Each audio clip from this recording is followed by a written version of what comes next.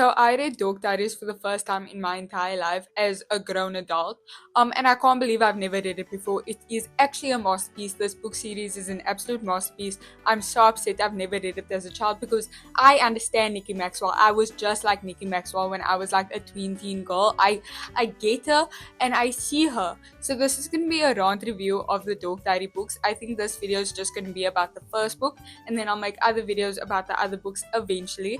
But this is gonna be about Dork Diaries, my not so fabulous life, I believe it's called. So Dork Diaries is a tween teen book series written by Rachel Renee Russell, who is actually a lawyer, I believe, which I think is crazy.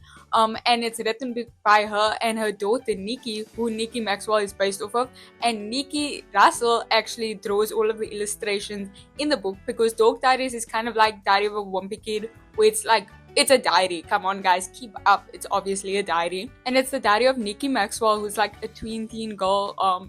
She's just making her way through life, She's just trying her best, which I actually don't think she's trying her best. I have many thoughts on Nikki Maxwell, which I will be sharing in this video, because this is a rant review, you guys. I'm just here to talk shit about this book, even though I love it so much. I had such a good time reading it. Maybe it's because it was mostly pictures, and I'm kind of illiterate, but I had a good time, you guys. I had a good time. But before I start, I just want to say about Nikki Maxwell, I love her. I was her for a large part of my life. I understand her, you guys. I understand her. This is no slander to Nikki Maxwell, and I will be delving in deeper to what I'm specifically talking about when I get into the book. But Nikki is her own enemy. Nikki is truly her own enemy. I've read the first 3 books, and I need her to stand up. I need her to stand up for herself. She kind of does it in the 3rd book, but like Nikki be like causing her own problems. She be causing her own problems by like either not communicating to her friends enough, or just by like being in her own head, and then she'll turn around and blame it on Mackenzie. And while I am the biggest Mackenzie hater, trust, I do not like that. I don't like that girl. I don't like that girl. But Nikki cannot be blaming all of her shit on Mackenzie. Mackenzie's evil. But Nikki, you are also your own enemy. You need to stand up. Because she only actually stands up to Mackenzie for the first time in book 3, I believe. And I need her to get serious. Get serious, Nikki. You are in control of your own life. And also, I will get into it in the book, but I just want to say it. I love Nikki. I really do. But one of the most like agitating things that she does in these books, which this is realistic. This is very realistic to what it is like. But every book, Nikki will go, I wonder if Brandon likes me, and then Brandon's obsessed with her. I will get more into it, but like every book she's like, I really like Brandon, but I don't know if he likes me as well. He is so obsessed with you. He's there every second. I need you to get real, Nikki. Nikki, wake up. Nikki, wake up. That's all I'm saying. Nikki needs to wake up. So the first book starts out with Nikki starting her first day at this new private school, Westchester Country Day, which is a private school. And she got there because her dad is a bug exterminator. He's literally, when I tell you he's Bob Duncan from Good Luck Charlie, I'm serious. Nikki's dad is Bob Duncan from Good Luck Charlie. He even has like a bug on the truck. I don't remember if Bob Duncan had a bug on his truck in Good Luck Charlie, but like I feel like he did. I feel like Nikki Maxwell is like Teddy Duncan, low-key. They're actually nothing alike.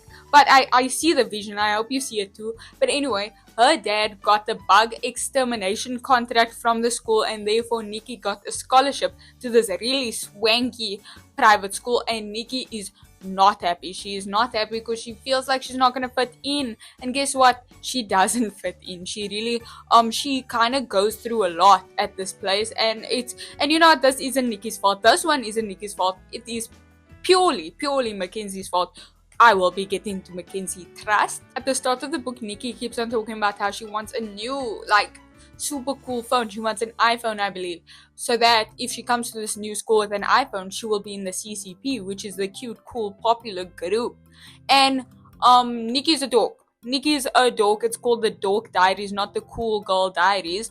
So we obviously know this is not going to work for Miss Nikki, and guess what? It doesn't need to, because I actually think Nikki is one of the coolest people in the book. I also think she's one of the smartest, because if you compare her to the other characters in the school, there's some dumb bitches around, and namely her future best friends Chloe and Zoe, some of the dumbest bitches I've ever seen. Still like them, guys, still like them, but like, get real. But anyway, she wants to be in the CCP, so she keeps on begging for a phone. Guess what?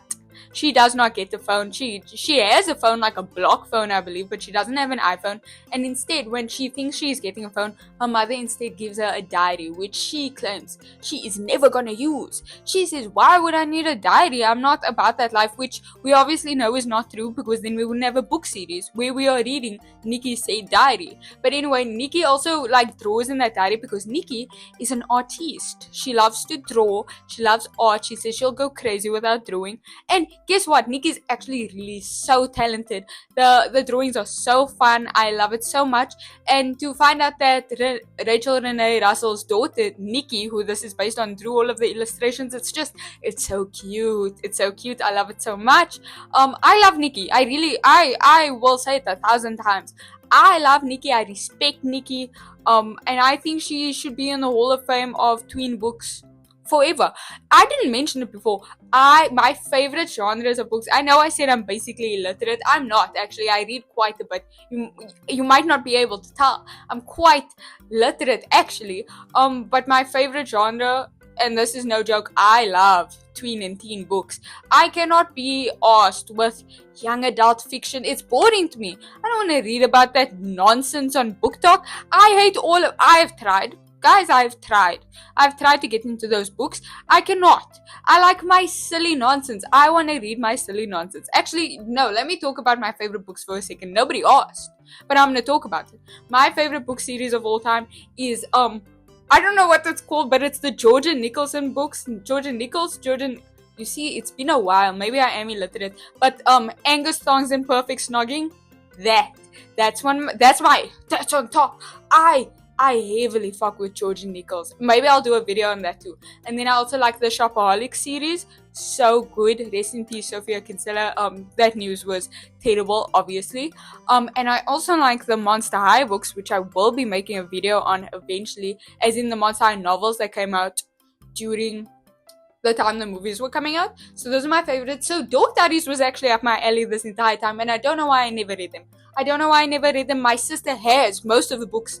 Like, she still has them, and she is 2 years older than me, and she would read them all the time, and I think I just saw her reading it, and I was like, oh, this is some bullshit, I don't want any of that. But I should have read it much sooner. I feel like I truly missed out on so much by not reading Dork Diaries. But anyway, that's my ramble about me being literate. But anyways, more on Nikki, because that's who this is about. She starts literally every book by saying, this is the worst day of my life, which I relate to heavily. I actually wake up every day thinking, oh my god, this is the worst day of my life. Because, you see, I'm telling you, I get Nikki. But she's struggling all the time. But Nikki, she's so cute. She exaggerates everything. When she's happy, she draws herself doing the Snoopy happy dance, which, that's so cute. Nikki's so cute. But anyway, do you know what else is cute? Do you know what else is really cute? Nikki's younger sister, Brianna. Nikki hates Brianna in the way that, like, she thinks Brianna is really annoying, which Brianna is annoying. Brianna is kind of, a demon. She's a demon, but she means well, she's a child. But the way Nikki draws Brianna is so cute. I can never hate Brianna because she's just a baby. I love the way that they, like, the illustrations are good, guys. The illustrations are good. But I should probably get back to the plot. So Nikki's upset because according to That's Hot magazine, the secret steps to happiness or whatever is friends, fun, fashion, and flirting. Yeah, I think that's what it was. And Nikki has done none of that. Nikki's been at this new school for a bit, and she has done simply none of that. She's actually quite hopeless in the flirting regard. Genuinely hopeless. And she also has no friends because, this is also something that was irritating me about Nikki in the first book. She was always talking about, I have no friends.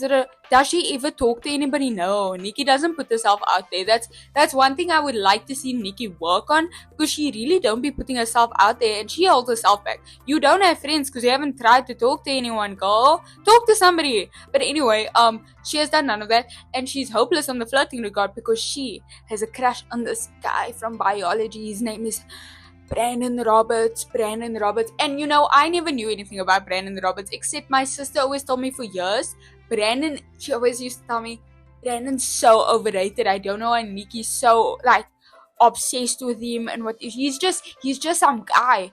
No, my sister's wrong as she is about most things.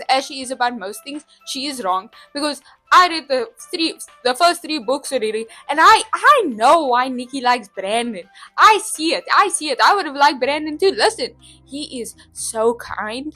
He is there for her, even though she's like blind to it. Like Brandon is the goat. Brandon's the goat, and I understand him. But Nikki likes his long, shaggy brown hair that comes in front of his eyes. She really likes Brandon, but Brandon, they not like talking like that. But she's also losing it on the fashion front because Nikki, coincidentally, has a locker right next to Mackenzie Hollister, who is one of the worst, like not like badly written. I mean, she's evil. She does simply too much. She's like one of the worst mean girls in fiction ever. I hate Mackenzie a lot. I was frustrated the entire time. Also, I'm way too grown to be like getting actually angry over these books, but I was sitting on my bed with my iPad, genuinely fuming. Can Mackenzie leave my girl Nikki alone? Get a job, get a hobby, stay away from her. I don't understand. But anyway, Mackenzie, she's like a lockers, not shares a lockers place, but they have lockers next to each other. And Mackenzie Hollister is the blonde, blue-eyed, popular girl. She's rich. She has a nice designer clothes. She's the lead of the CCP, the cute, cool, popular group. She's the it girl. Which I don't understand why. Because is Nikki an unreliable narrator? I don't know. But the way she draws Mackenzie, it's like, okay, fine. I get it. It's like late 2000s, early 2010s. I get that Mackenzie probably seems like the coolest one here, but she's kind of lame. If you really look at Mackenzie, she's like the worst. That's just straight up what it is. Mackenzie's the worst.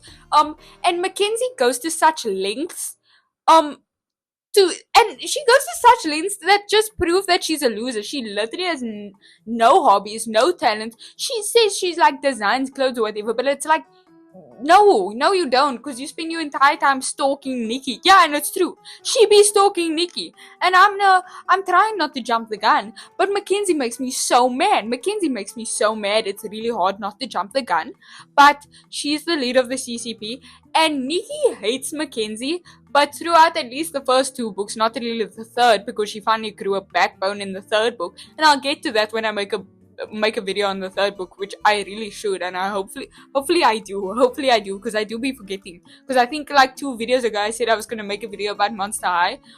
Did I? No, maybe I will. Anyway, she says she hates Mackenzie, but she so badly wants to be friends with Mackenzie because she's really jealous of Mackenzie. And you know what, you cannot blame Nikki for that. She's young. She just wants to feel included, accepted. She has no friends. And Mackenzie has everything Nikki wants. However, Mackenzie is so mean to Nikki, like not even behind her back, like in some other novels where it's like bullying, like behind the back. No. Mackenzie is outright vicious to Nikki's face. So that's what I don't understand, because I would understand wanting to be friends with Mackenzie if you like thought she was like all that, but like Mackenzie's like verbally abusive to Nikki at like certain points. There was one time where she told Nikki, don't you need a license to be that ugly? Which, dude, what the fuck? Like, how can you say that? And I know she's supposed to be like really mean, but it's like, you are like weirdly like, I don't know, get a job. It's like lazy, sloppy. Her insults aren't even creative. Like, that's what I'm saying. She has no craft element. She's not a creative person. She's not even an inspiring person. She's boring. She's bland. She's not even a good mean girl. She's just evil for the sake of being evil. It's not even entertaining. I was hoping that eventually, like, I would see my girl Nikki knock out Mackenzie, and it never happened. Maybe it happens in the later books. Tell me, does Nikki ever beat up Mackenzie? Because I would love to read that book next, actually. But anyway, since at this point in the book, Nikki still wants to be in the CCP, she thinks that if she got designer clothes, she would be accepted into the CCP. But the thing is, like, girl, that's so unrealistic because your parents won't even buy you a real phone. What makes you think? Oh, and her parents are actually so nice. She has a really cute family. Like, they are so nice. They really care about her. She gets really irritated with her parents easily, but it's like fine. She's like a tween girl. What do you expect? That's kind of what they do. But like, her parents are really nice to her, and they just like, they care for her. If she has a breakdown, they comfort her. She also has a really cool grandmother who can break dance.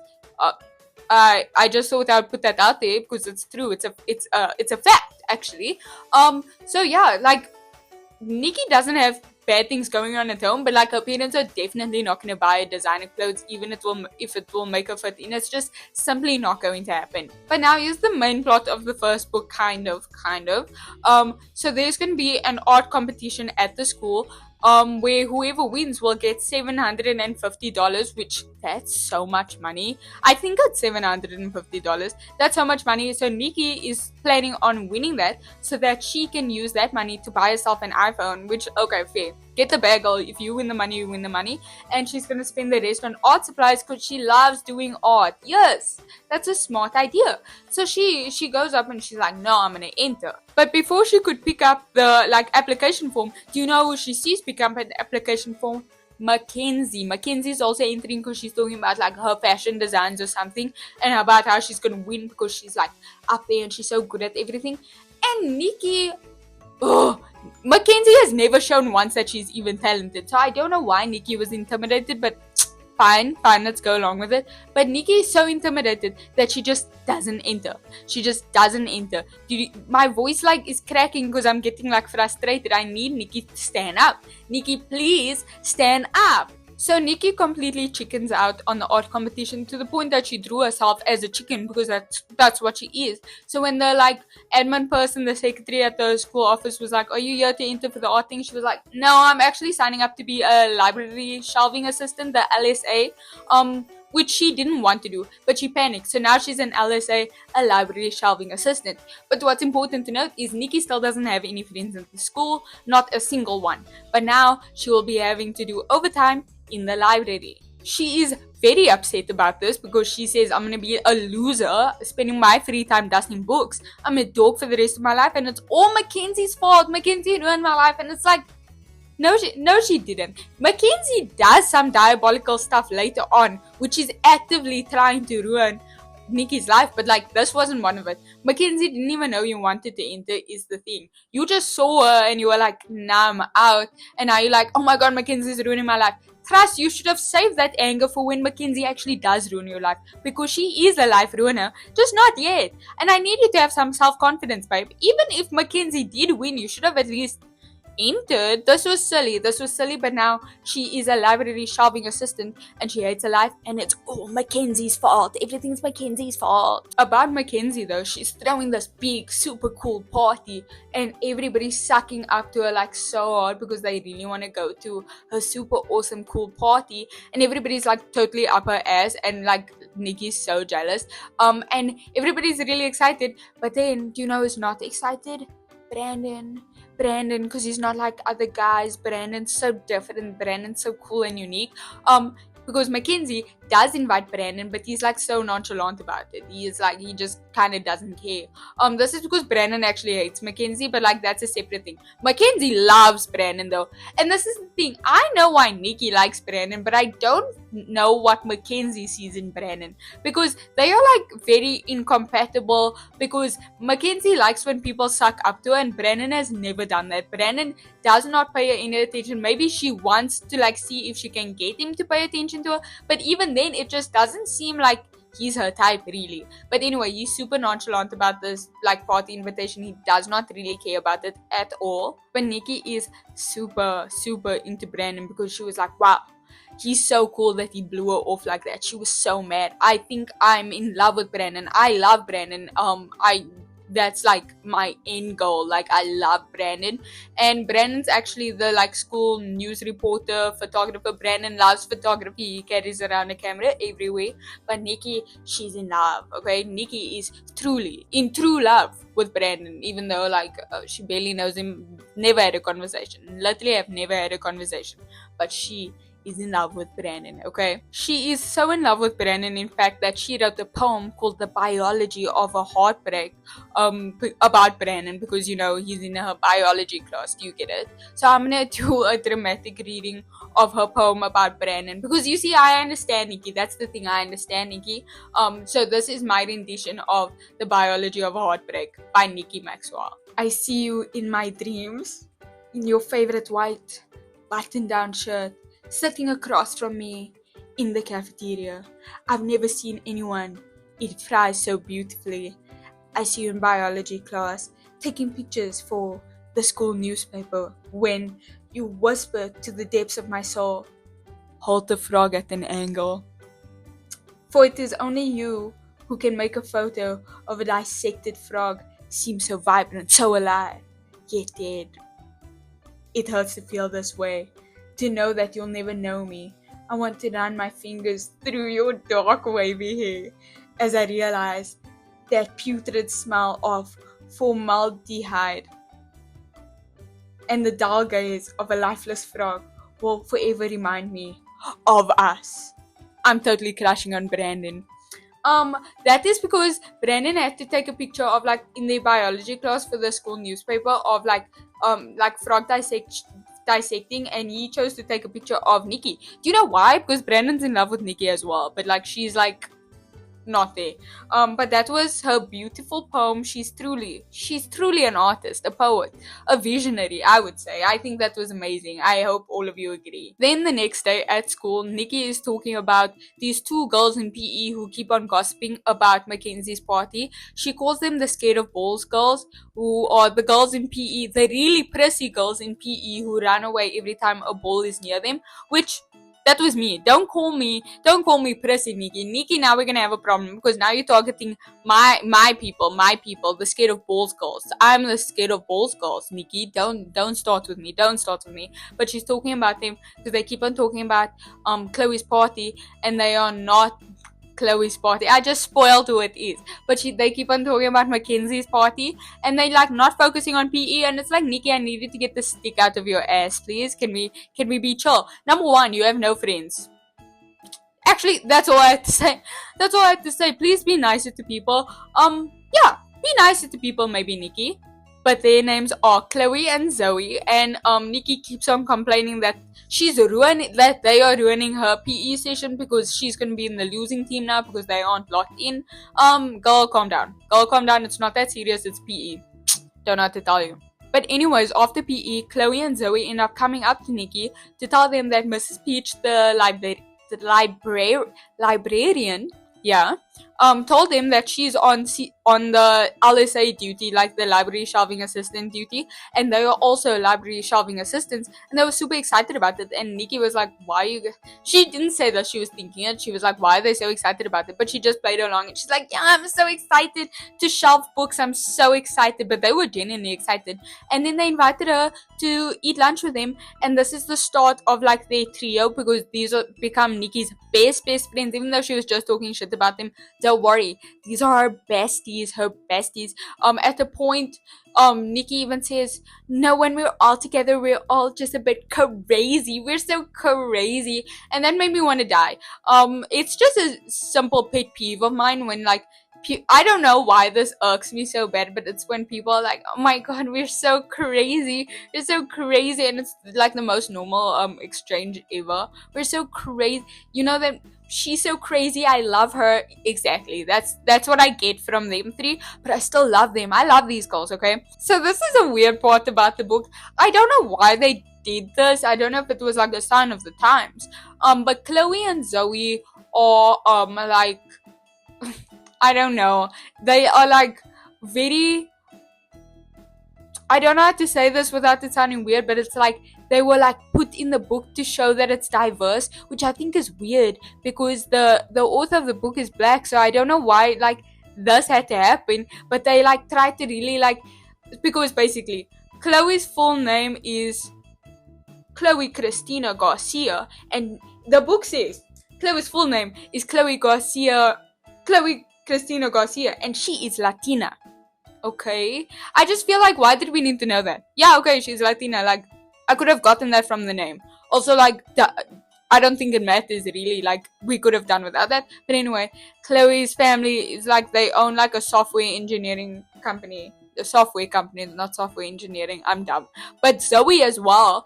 Zoe's full name is Zoisha Ebony Franklin. And she is African American. Her mom is an attorney. Oh my god, like Rachel Renee Russell.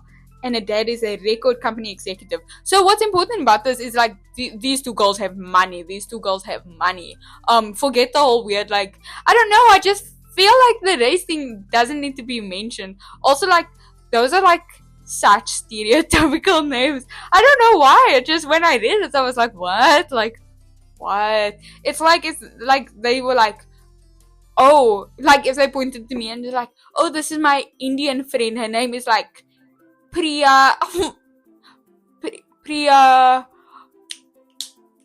I don't know, an Indian surname that's not my own surname, because I do have an Indian surname.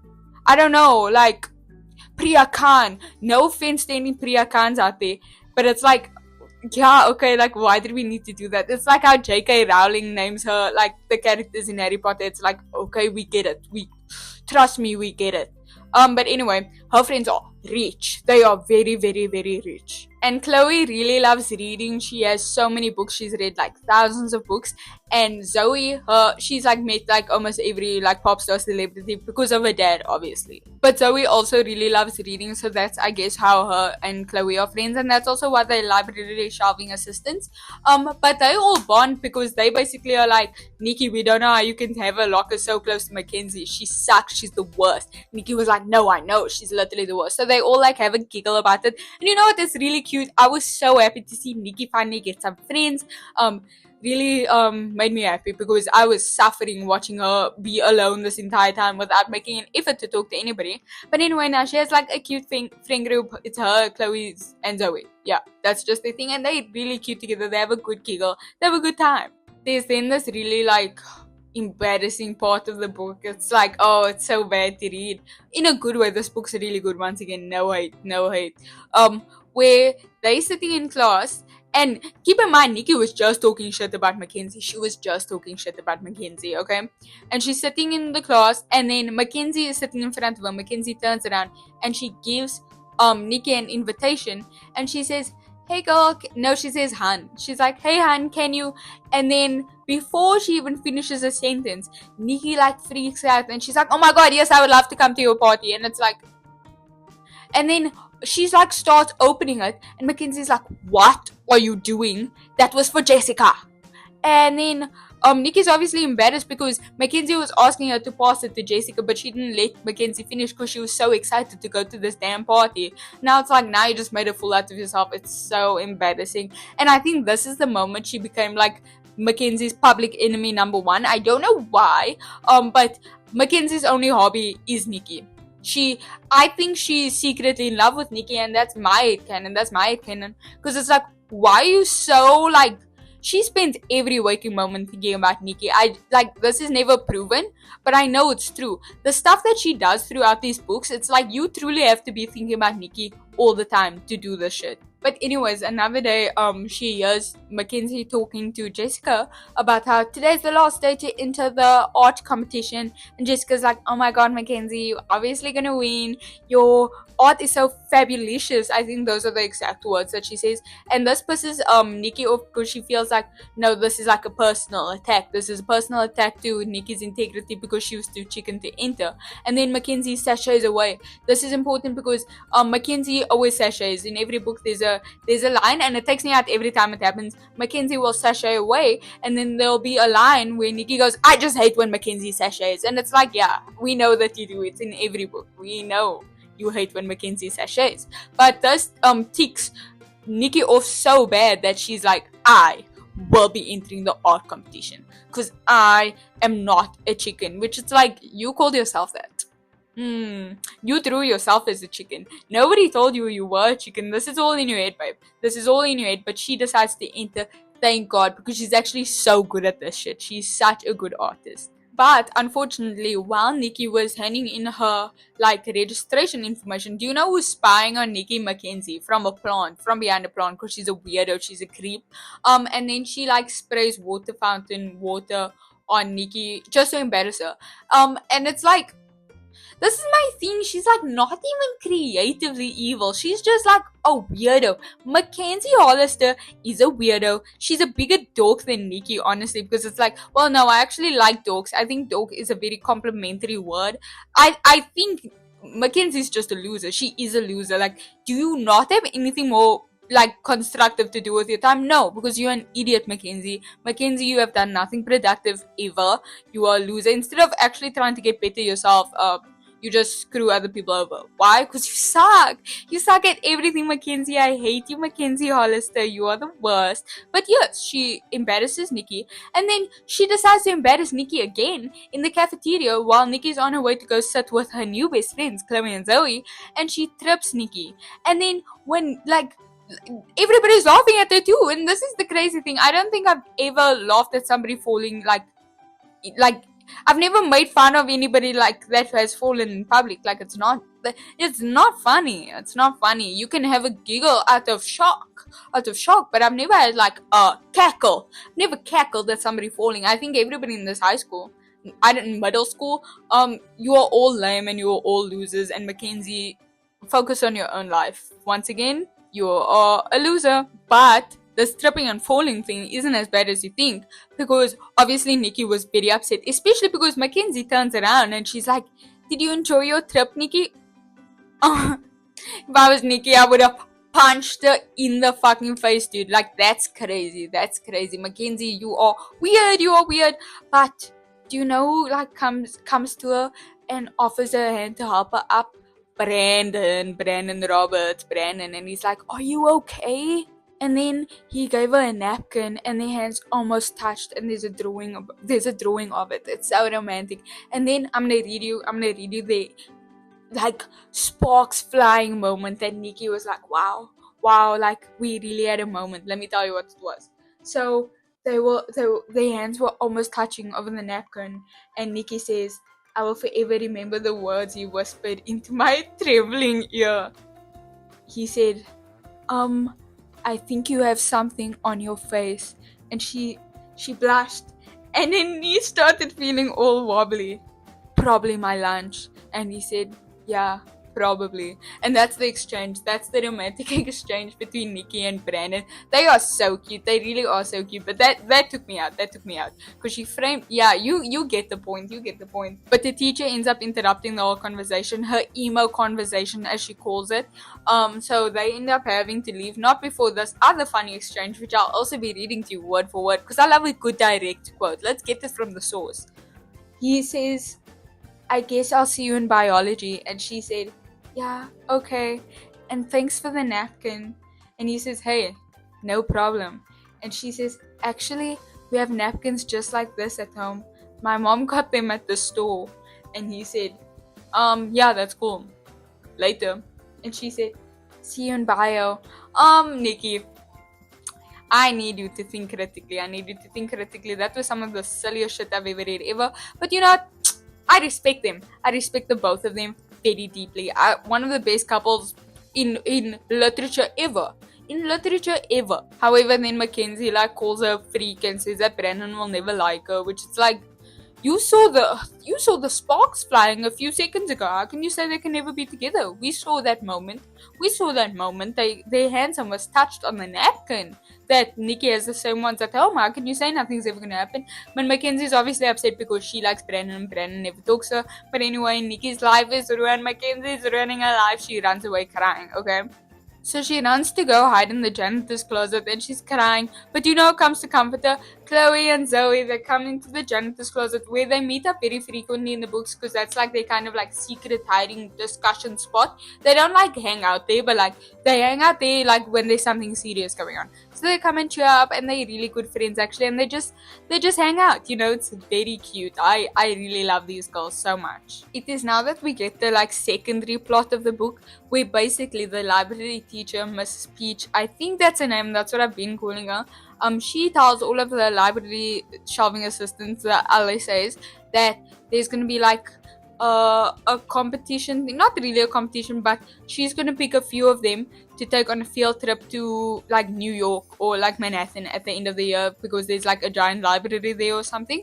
And so she's only going to pick some of them. Obviously, Nikki, Chloe, and Zoe really want to go. Chloe and Zoe really want to go because it's like a library. They're really excited, but like they're also saying, "Oh my god, we get to hang out together." And basically go on a holiday without like our parents. Like that's the coolest thing ever. But now they are like, how do we impress the librarian enough that she chooses us? Because everybody's just going to be doing extra work just to impress, and we need to do something that really stands out, so that we are for sure like the ones who's going to get chosen. Now, Chloe and Zoe come up with the dumbest ideas in every book. I'm not joking. Eventually, later in this book, they come up with a really smart idea, but this is not it. This is not it. They decide, do you know what we're going to do to like prove our commitment for libraries and reading? We, as a trio, we are gonna get tattoos, real tattoos. Keep in mind they're like 12 years old. I don't actually know how old they are, but I think they are like 12 years old. They want to get real tattoos that says like, I love reading. And they're gonna show to the librarian and be like, do you see how committed we are? You should definitely take us to New York. And they don't have the common sense yet to think, oh my god, our teacher's gonna think we are freaks and she's gonna call our parents, and social services is gonna get called on our families for letting us get the tattoo at 12 years old. I don't know. There was no common sense there. But Nikki thinks this is a bad idea, but she doesn't have the heart to tell them because she's like, these are my only friends. And this is also Nikki's problem. She does this in like every book. She doesn't want to tell her friends when they are idiots, but it's like part of being a good friend is telling your friends when they are dumb. And unfortunately for Nikki, Chloe and Zoe are really dumb. They are really dumb. They have terrible ideas consistently. And then to make matters worse, they had like a dance class or whatever, and they were all supposed to choose like one piece of classical music to do a ballet to, and she was in a group with Chloe and Zoe.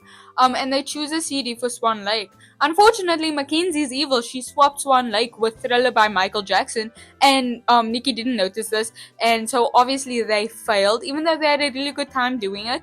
They failed because they were supposed to choose classical music, and this is actually Mackenzie's fault. This is evidence one of Mackenzie actively sabotaging, I guess she like when she tripped in and embarrassed her, no, but this is her like sabotaging real shit. Like I think that was for Mark's babe. Like, Mackenzie, get a hobby, girl, please, leave her alone. But anyway, to go back to some of the dumbest pictures I've ever seen, Chloe and Zoe are really mad and upset that their parents won't let them get tattoos that say like, I love reading. And it's like, well, yeah, of course they didn't want you to do that because that's dumb, and unfortunately for you girls, you are dumb as rocks.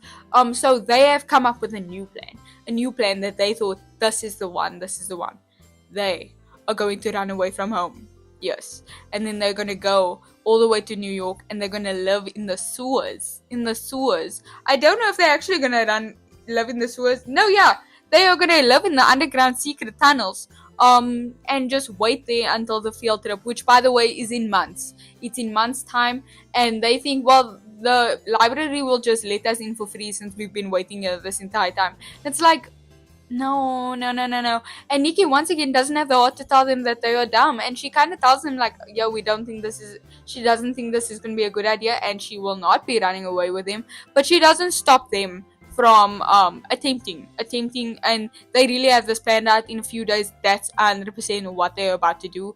They're gonna run away and live in the sewers. Nikki ends up having nightmares about her friends becoming rat people, so she decides to come up with a new idea where she goes to her friends and she's like, guys, don't go to New York and become rat people. I don't know if you know this, I'm a really good artist. Let me design you guys tattoos, and then I'll give you guys temporary tattoos, and then the thing is solved. And like, how did you not think of this sooner? Truly, when you think of tattoos and how you can't get a real tattoo, how is your next rational step not temporary tattoos? That's obviously the next step in the thinking process, but clearly not for these lot. I'm overestimating them 1000%. So Nikki then decides she's gonna design tattoos for Chloe and Zoe. But then we get the really cute moment while Nikki is busy designing the tattoos that she wants to give Chloe and Zoe. She's busy doodling. Brandon is staring at her, and she says every time these days that she looks at Brandon's already looking at her, which like, yes girl, because he's obsessed with you. Like, can we not do this right now? Like, can we actually be serious? But he's like looking at her and he's like, what are you doing? And she's like, oh, I'm just like doodling. And he's like, wow, I didn't know you could draw like that. You're really good. Like, did you enter the art competition? And she was like, yeah, I was thinking about it, but like Mackenzie is really good at that stuff and everybody thinks Mackenzie's gonna win. And Brandon's like, are you joking? Mackenzie, she's talentless, she's a loser. He doesn't actually say that, but he basically says like, there's no way in hell Mackenzie could win because she's literally the worst and she's terrible at everything. So basically, like Brandon's like flirting with her, like he's outright flirting with her, and he's really into her designs. So like that's moving swiftly along, but Nikki's still not clocking it, but that's 100% what's happening and it's very obvious. It's now that we get like actually very funny chapter of the book where basically, this is like not funny for Nikki though, but it was fun to read. Madison. Sorry, I was thinking about my scene. My scene video is creepy and made another evil person, Madison from my scene. But anyway, Mackenzie's party is happening. But unfortunately, there's a bug infestation in Mackenzie's house. So they have to call an exterminator, bug exterminator. And do you know who does bug exterminations? Nikki's dad. And he unfortunately had to bring Nikki and Brianna with like in the car because like he didn't have time to make multiple routes. So they are waiting in the car, and keep in mind the car has like a giant bug on top of the roof of the car. So they are waiting in the car while the dad like does this extermination thing.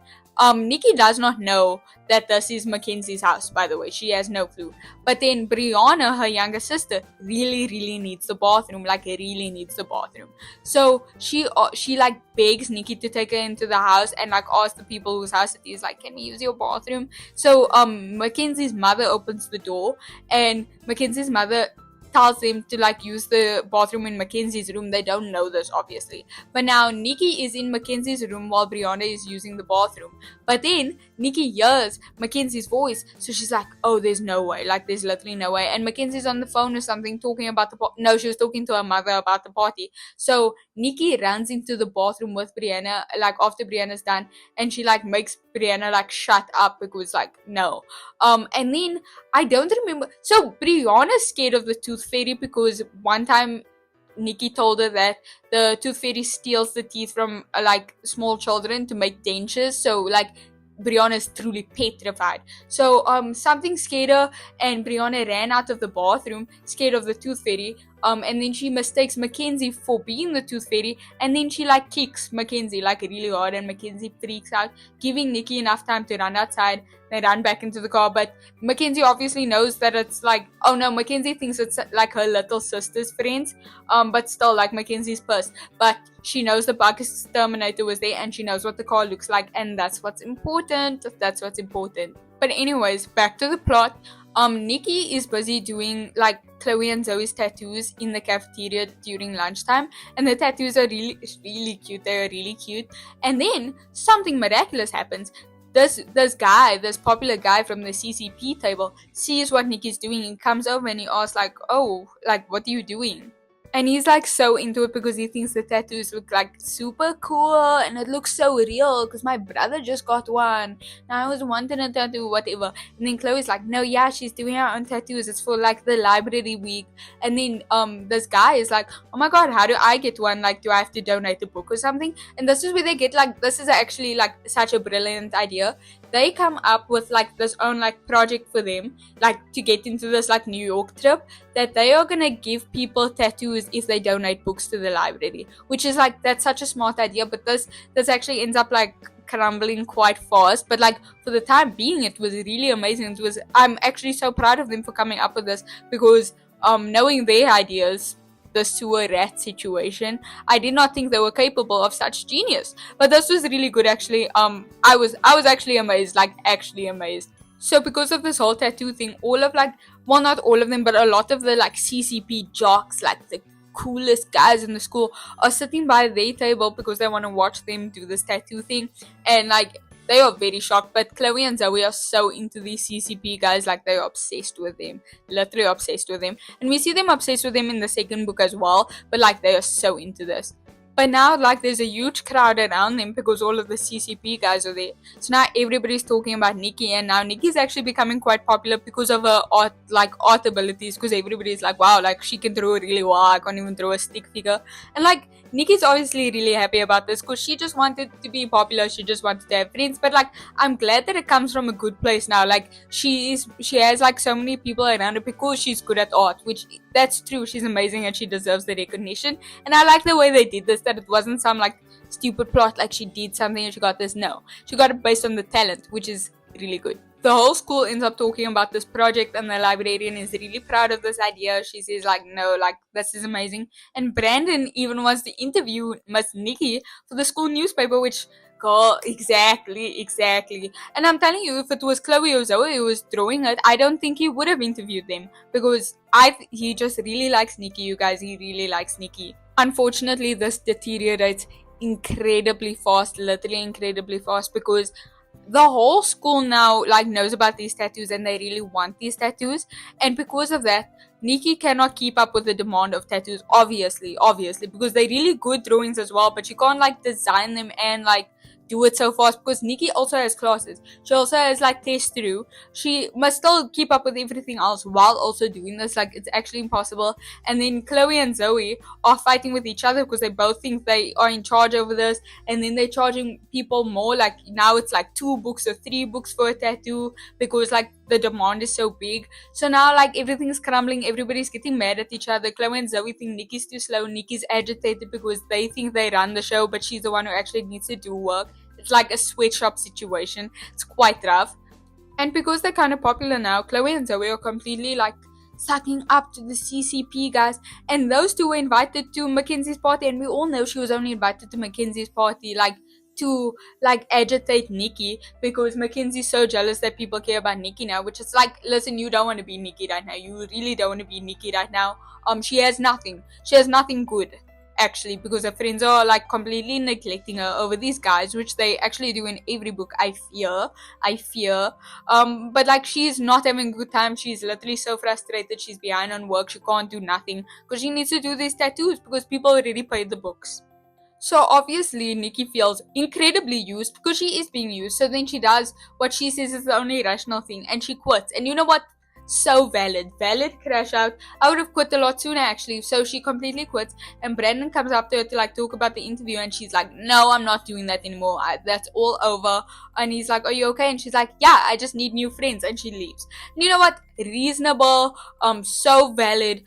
This was terrible. This was because at the point they were like making her draw like 100 tattoos like every few days. Like, it's genuinely impossible. Please have some respect for my girl Nikki. This is ridiculous. And I like Chloe and Zoe, but they are so dumb. They need to wake up. How can you do that to your friend? You can't do that to your friend. Unfortunately, then the next like week or whatever, Nikki has a test on the day, but she oversleeps. So then she misses like her mom taking her to school, so she has to go to school with her dad, who has the bug on top of the truck. And they're already late, so the dad like can't like park somewhere else so she can walk. The bug must stay there, and she doesn't want that because she knows that people are gonna find out like her dad's the exterminator and she's there on a scholarship and her parents aren't rich. But it's like she doesn't care anymore because she's gonna fail that test. So then her dad drops her off, but it's raining. Do you know who sees her getting out of the car? Of course it's Mackenzie. Of course Mackenzie's the one that sees her getting out the car, and she's like, oh my god, your dad's the exterminator, the bug guy. You have a bug on your truck. Yeah. Guess what? Nobody cares. I cannot understand. Nobody cares. Who cares that the dad's an exterminator? I don't. I don't know anybody who would. But unfortunately, things get really bad because Nikki was gonna enter this watercolor painting that she spent hours on like at the camp one time. She was gonna enter that as her like art piece for the art competition, but she drops it when she's getting out of the car, and unfortunately her dad didn't see it and he drives over it, crushing it immediately in front of Mackenzie as well. So now she has nothing to enter into the art competition, which I was so pissed reading this. This really pissed me off. I was so mad. Mackenzie ends up going in, but Nikki is so upset. She cries outside in the rain. Because like, what, this is literally the worst thing that could ever happen. She doesn't have friends anymore. The only thing she had going for her was her art, and now she can't even enter.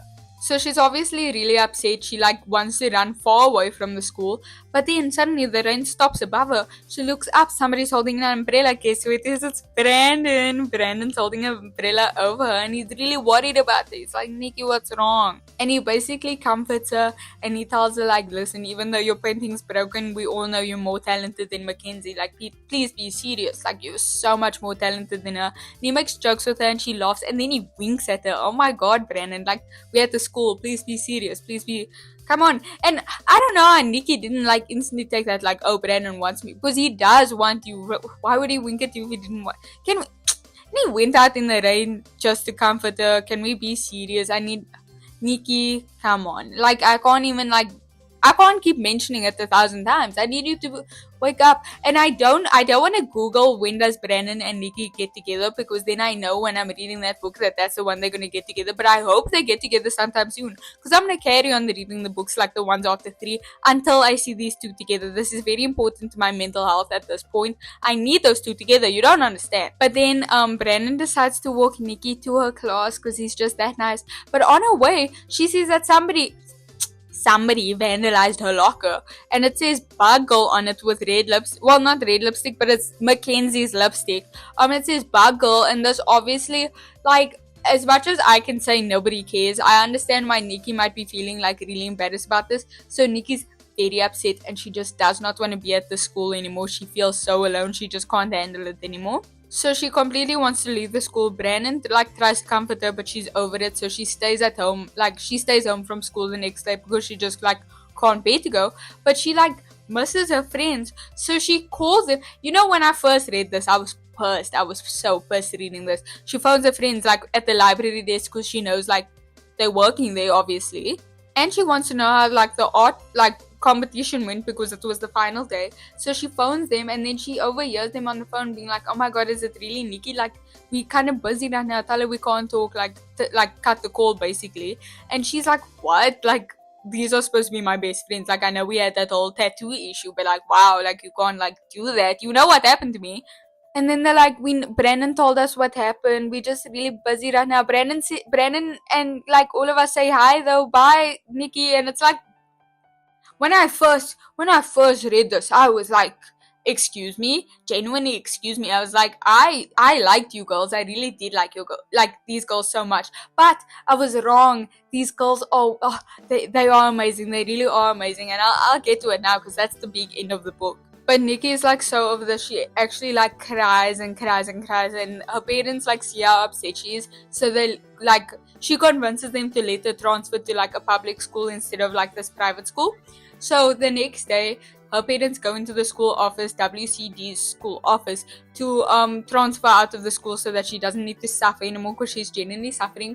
But while Nikki's waiting around, she decides she wants to see who won, what did Mackenzie enter that won the contest. If she won the contest, she just wants to see how it went out. So then she goes and then she sees the winning artwork displayed. It's technically hers. It's Nikki Maxwell's the winner actually. And basically what happened was, the winning artwork is a bunch of pictures of all of the best tattoos that Nikki did when she was doing the tattoos. And Brandon, Chloe and Zoe decided to organize this whole thing because they heard what happened and they felt so bad that they went to go find the best tattoos that Nikki did, and Brandon would take pictures of them, and then the whole artwork is just like a compilation of Nikki's best tattoos, that's really amazing, and I'm so glad they did that. And she obviously won because she's so talented. I loved this ending so much. I really did. And I know this is a tween book. I know this is silly. It's not silly to me. This is very serious to me. I like to see my girl Nikki win. Nikki's success is important to me. It really is important to me. So she instantly goes and runs to her parents and is like, guys, I don't want to transfer. I'm staying here. You guys can go home. I'm going to be here for the rest of the day. I'm cool. We're all cool. And then she meets up with Chloe and Zoe and they apologize and they're like, Nikki, what we did with the whole tattoo thing and blowing you off, that is not okay and we are really sorry. It shouldn't have gone on this way, and I hope you forgive us, basically. But anyways, she ends up making up with her friends. She decides she's not gonna let Mackenzie bother anymore because She won. She's cooler than Mackenzie. Mackenzie's a loser.